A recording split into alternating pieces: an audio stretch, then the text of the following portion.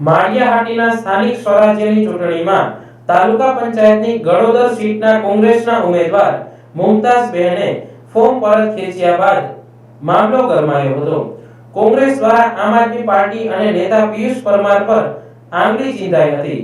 ત્યારે આક્ષેપના જવાબમાં આમ આદમી પાર્ટી આગેવાન પિયુષ પરમારે નિવેદન આપતા જણાવ્યું હતું કે કોંગ્રેસ ઉમેદવાર મુમતાઝબહેન દળે પોતાની ઉમેદવારીથી આમ આદમી પાર્ટીના મત કપાયા અને તેથી ભાજપ સહેલાઈથી જીતી જશે તેવી વિચારધારાથી ફોર્મ પાછું ખેંચ્યું હોવાની વાત કરી હતી।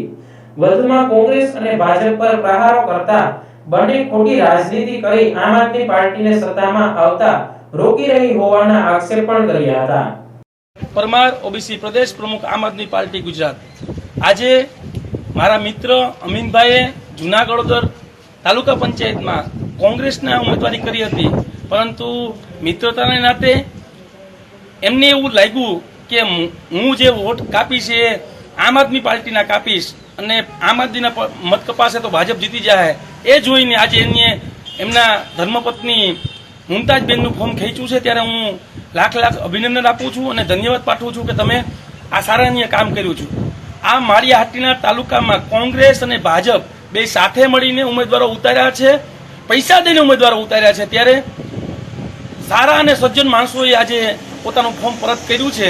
ત્યારે સમગ્ર ગુજરાતમાં કોંગ્રેસ અને ભાજપની મિલીભગત બહાર આવી ગઈ છે। જય હિન્દ, જય ભારત।